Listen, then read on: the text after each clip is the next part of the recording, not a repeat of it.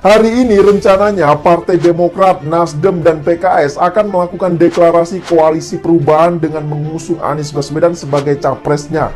Ya, tapi sayang rencana deklarasi tersebut ya ternyata tidak jadi alias batal. Kasihan sekali mereka ini, mau deklarasi saja ribetnya minta ampun coba.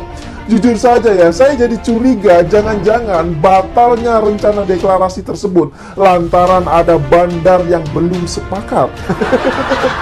Ya siapa tahu kan? Dan itulah yang disampaikan oleh Fahri Hamzah ketika dalam sebuah acara diskusi. Begitu marak dan masifnya permainan isu SARA demi menjegal Ahok.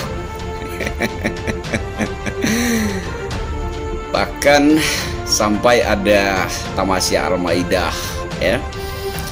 Misi daripada Tamasya Al-Maidah adalah untuk menegaskan kepada penduduk DKI Jakarta bahwa tidak apa-apa tidak memilih Pak Anies Baswedan asalkan tidak memilih Ahok. Pak Anies Baswedan tidak layak menjadi pemimpin bangsa Indonesia. Saya tegaskan bahwa sosok-sosok politikus seperti ini tidak boleh menjadi pemimpin bangsa. Jangankan pemimpin bangsa, menjadi gubernur atau bupati saja juga menurut saya enggak layak.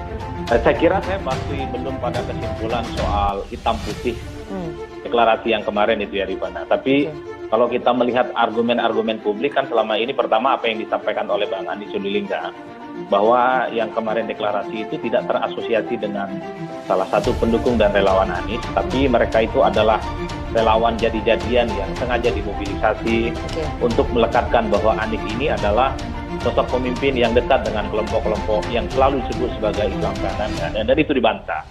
Saya dalam berbagai kesempatan mengatakan kalau memang Pak Anies dan para pendukungnya dinyatakan dirugikan oleh gerakan politik yang kemudian menstigmatisasi itu, saya kira sangat layak sebenarnya untuk pertama ya dilakukan investigasi secara independen.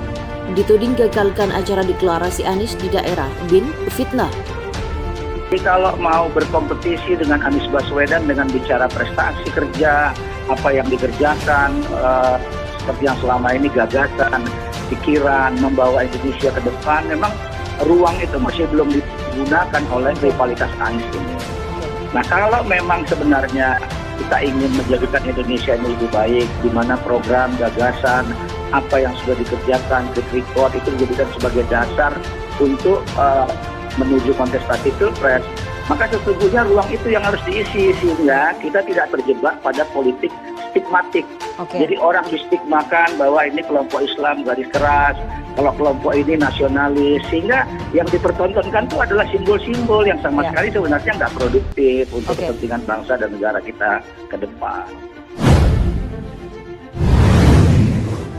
Badan Intelijen Negara atau BIN disebut-sebut ambil bagian dalam upaya membatalkan acara deklarasi Anies Baswedan di beberapa daerah. Namun hal ini tegas dibantah oleh Deputi 7 Bidang Komunikasi dan Informasi BIN, Prabowo Aji, untuk menyebut tuduhan tersebut sebagai fitnah. Tidak benar bahwa BIN melakukan kegiatan untuk membatalkan acara deklarasi Anies di berbagai daerah. Tuduhan tersebut merupakan fitnah yang sengaja disebarkan pihak tertentu yang tidak bertanggung jawab untuk mendiskreditkan BIN dan Polri maupun pemerintah, tegas Prabowo Aji dalam keterangan tertulis dilansir Detik News pada hari Kamis.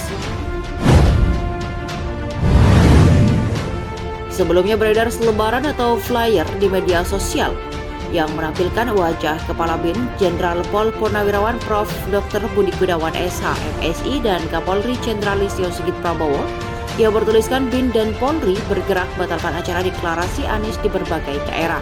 Hal ini menyusul adanya pencabutan izin kegiatan atau lokasi secara Anies di beberapa daerah. BIN tidak ada kepentingan sama sekali dengan acara deklarasi calon presiden atau capres itu. Merupakan hak warga negara Indonesia yang memenuhi syarat untuk mencalonkan diri sebagai calon presiden pada pemilu 2024 tambahnya. Menurutnya BIN dan Polri justru bertugas menjaga keamanan nasional agar tetap kondusif terkait pelaksanaan pemilu 2024. BIN berupaya mengawal agar pesta demokrasi tersebut dapat berjalan tertib, aman, dan lancar, tandasnya. Sebelumnya diberitakan Detik Sumut pada hari Rabu 30 November, Dinas Kebudayaan dan Pariwisata atau Disbudpar Aceh mencabut izin penggunaan Taman Ratu Safiatuddin untuk kegiatan Anies Baswedan. Kadis Bupdar Aceh Alamudisa Kamal mengatakan, pencabutan izin dilakukan karena taman tersebut sedang direnovasi. Selain acara Anies, ada juga kegiatan lain yang dicabut izin penggunaan taman.